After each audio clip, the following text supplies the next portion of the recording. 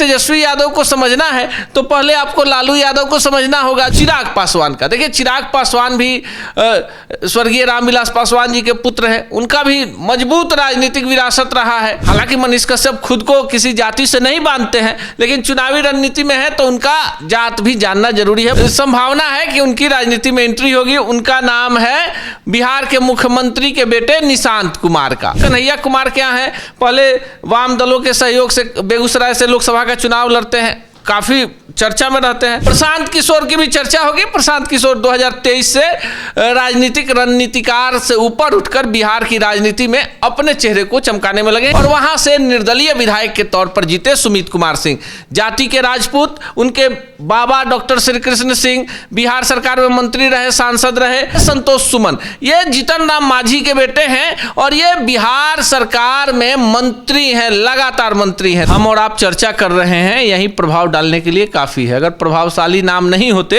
तो हम और आप बैठ के न्यूज स्टूडियो में और समीकरण बदला तो प्रशांत किशोर एक बड़ा कमाल बिहार के पॉलिटिक्स में अब भी करने की ताकत रखते हैं। नमस्कार, मेरा नाम है महिमा सिंह और आप देख रहे हैं सच टॉक्स। बातचीत करने के लिए हमारे साथ वरिष्ठ पत्रकार अनूप नारायण सिंह जी हैं।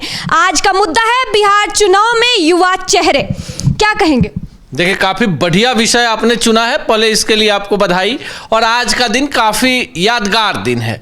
बिहार की राजनीति में पिछले साल यानी 1 साल पहले एक चेहरे ने एंट्री मारी थी, नाम था मनीष कश्यप। लोकसभा चुनाव का समय था, मनीष कश्यप बेतिया से चुनाव की तैयारी में लगे हुए थे। इतनी प्रचंड तैयारी थी कि पूरे देश की मीडिया की नज़र बेतिया पर लगी हुई थी। फिर कुछ ऐसा हुआ कि मनीष कश्यप दिल्ली पहुंचे और आज ही के दिन 1 साल पहले मनीष कश्यप ने दिल्ली में भाजपा मुख्यालय में बीजेपी की सदस्यता ले ली। अब आप बात शुरू कर रही हैं बिहार में यूथ पॉलिटिक्स की, तो हम चर्चा कर लेंगे उन तमाम नामों की। तो मनीष कश्यप का इसलिए हमने चर्चा कर लिया कि सोशल मीडिया पर एक बड़ा विश्वसनीय चेहरा, लोगों के विश्वास पर खरा उतरने वाला चेहरा। लेकिन राजनीति की विषाद पर अगर युद्ध की बात करें तो पारिवारिक विषाद से निकलने वाले चेहरों ने पहले से ही कुंडली मार रखी है। इसमें पहला नाम तेजस्वी यादव। अब देखिए तेजस्वी यादव को समझना है तो पहले आपको लालू यादव को समझना होगा, जो बिहार के मुख्यमंत्री रहे, रेल मंत्री रहे और आज के मौजूदा राजनीति में भी लालू प्रसाद यादव का एक अपना प्रभाव है। राबड़ी देवी तेजस्वी यादव की मां बिहार की मुख्यमंत्री रही, नेता प्रतिपक्ष रही। अभी ये बिहार विधान परिषद में विरोधी दल की नेता हैं, यानी सदस्य हैं। उनकी बहन मीसा भारती, उनके भाई तेज प्रताप यादव, तो देखिए उनके मामा साधु यादव, सुभाष यादव पहले सांसद रहे, परिवार के लोग हैं।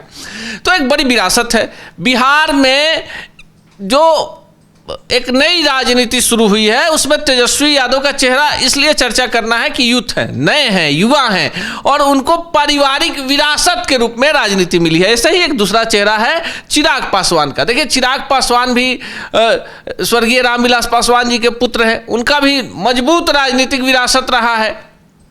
तीसरे चेहरे की भी बात करेंगे जिनकी एंट्री अभी हुई नहीं है, लेकिन पूरी संभावना है कि उनकी राजनीति में एंट्री होगी। उनका नाम है बिहार के मुख्यमंत्री के बेटे निशांत कुमार का। अब चौथा एक नाम हमने आपको मनीष कश्यप का बताया, जिन्होंने पिछले साल बीजेपी में एंट्री मारी थी। अब इसके बाद 5वां जो नाम है बिहार में जिसकी चर्चा होनी चाहिए, कन्हैया कुमार। अब देखिए कन्हैया कुमार क्या है, पहले वाम दलों के सहयोग से बेगूसराय से लोकसभा का चुनाव लड़ते हैं, काफ़ी चर्चा में रहते हैं। फिर कांग्रेस में शामिल होते हैं, दिल्ली से चुनाव लड़ते हैं। अब बिहार विधानसभा का समय आया है तो कांग्रेस ने उनको पदयात्रा का जिम्मेवारी सौंप दिया, तो उनकी भी चर्चा हो जाएगी। प्रशांत किशोर की भी चर्चा होगी। प्रशांत किशोर 2023 से राजनीतिक रणनीतिकार से ऊपर उठकर बिहार की राजनीति में अपने चेहरे को चमकाने में लगे हैं, यानी एक तीसरा विकल्प बना रहे हैं। लेकिन एक और चेहरे की चर्चा होगी जिसने बिहार में खुद को प्रूव किया, वो चेहरा सुमित कुमार सिंह का। हालांकि अब 2 निर्दलीय विधायक हैं मौजूदा विधानसभा में, लेकिन जब 2020 का रिजल्ट आया तो 243 सदस्यों में क्षेत्र संख्या 243 यानी बिहार का सबसे अंतिम विधानसभा, और वहां से निर्दलीय विधायक के तौर पर जीते सुमित कुमार सिंह। जाति के राजपूत, उनके बाबा डॉक्टर श्री कृष्ण सिंह बिहार सरकार में मंत्री रहे, सांसद रहे। पिता नरेंद्र सिंह लालू यादव के सरकार में स्वास्थ्य मंत्री रहे, नीतीश कुमार के सरकार में मंत्री रहे, जीतन राम मांझी के सरकार में मंत्री रहे। उनके भाई स्वर्गीय अभय सिंह विधायक रहे, अजय प्रताप सिंह विधायक रहे, और खुद सुमित सिंह निर्दलीय चुनाव जीतकर बिहार सरकार में मंत्री हैं। चिराग पासवान जमुई से 2 बार सांसद रहे, हाजीपुर से सांसद हैं, केंद्र में मंत्री हैं।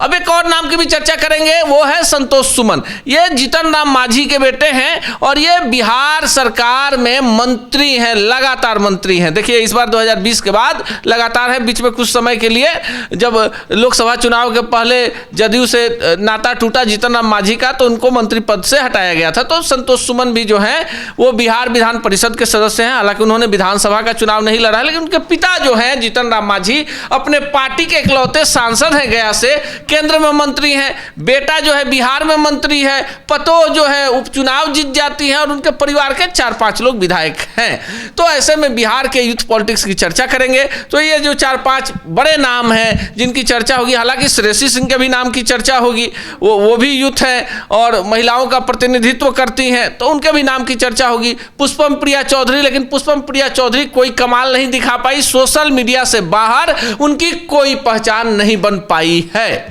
जी अनूप जी, जितना भी आपने नाम अभी गिनवाया वो सारे अलग अलग जाति से आते हैं, तो जातीय समीकरण कितना प्रभाव करेगा इस चुनाव में? देखिए बिहार में अगर जातीय समीकरण प्रभावित नहीं करता तो बिहार में गरीब की गणना होती, बिहार में बेरोजगार की गणना होती, बिहार में ऐसे परिवारों की गणना होती जो भूमिहीन है, जिसके साधन विहीन है, जिसके पास रोजगार नहीं है। लेकिन बिहार में जातीय जनगणना हुई, आपको पता है बिहार में सर्वसम्मति से कोई पार्टी नहीं कह सकती, कोई पार्टी चाहे सत्ता हो विपक्ष हो, 243 का मतलब यानी 243 विधायकों ने ध्वनि मत से इसे पारित किया और बिहार में जातीय जनगणना हो गई।